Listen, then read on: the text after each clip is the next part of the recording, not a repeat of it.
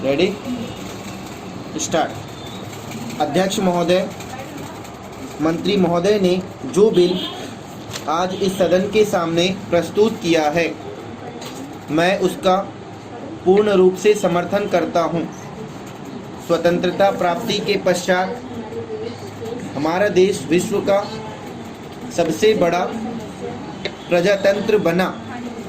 उस समय सभी देशवासियों ने यही सोचा था कि देश का शासन जनता के हाथ में होगा और इसके साथ ही साथ देश में समाजवाद कायम किया जाएगा।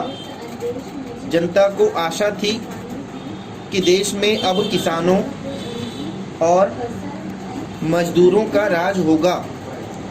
इसी आशा के साथ देश में प्रजातंत्र की स्थापना हुई और जनता का शासन स्थापित हुआ।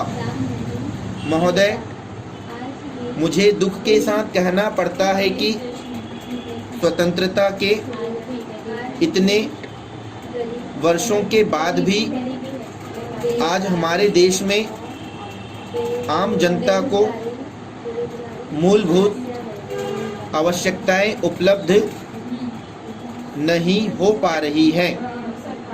देश में बेरोजगारी दिन प्रतिदिन बढ़ती जा रही है। हमारे नवयुवकों को अनेक प्रकार की परेशानियों का सामना करना पड़ रहा है।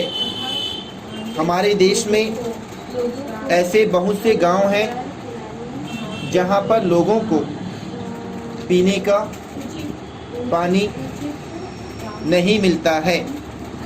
आज भी देश में लाखों लोग बेरोजगार हैं।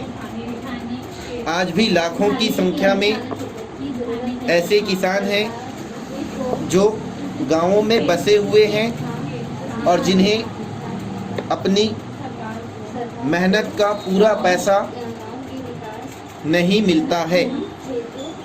देश में हजारों लोग ऐसे हैं जो अपने पुश्तैनी धंधों पर निर्भर करते हैं, लेकिन आज भी वे बेकार पड़े हुए हैं। उनको अपने काम के प्रति कोई प्रोत्साहन नहीं मिल रहा है।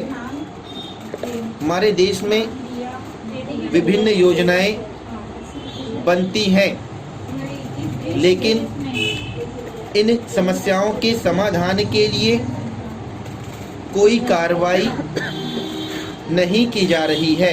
पैरा महोदय, अब मैं रेलवे के बारे में कुछ कहना चाहता हूँ। मैं आपसे निवेदन करना चाहता हूँ कि मुझे इसके लिए कुछ अधिक समय दिया जाए, क्योंकि मुझे बहुत सी बातें कहनी है।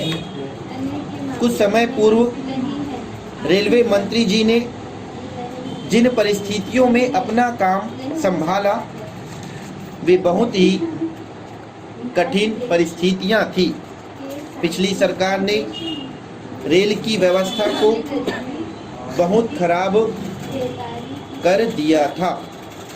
इसके बावजूद भी रेलवे मंत्री जी ने जो सुधार किए हैं, मैं उनको इसके लिए बधाई देना चाहता हूँ। देश उस समय बड़ी कठिनाइयों में से होकर गुजर रहा था। सूखा पड़ने के कारण लोगों तक आवश्यक वस्तुएं नहीं पहुंच पा रही थी। ऐसे समय में रेलवे ने लोगों तक आवश्यक चीज़ों को समय पर पहुंचाया, जिससे कि जनता को अधिक परेशानी का सामना न करना पड़े।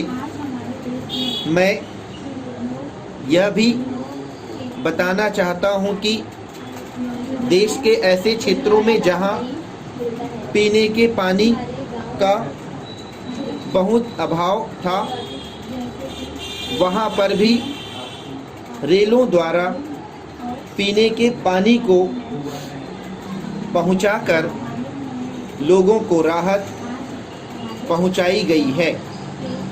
अध्यक्ष महोदय, मैं मंत्री महोदय को एक बहुत ही अच्छा बजट प्रस्तुत करने के लिए भी धन्यवाद देना चाहता हूं।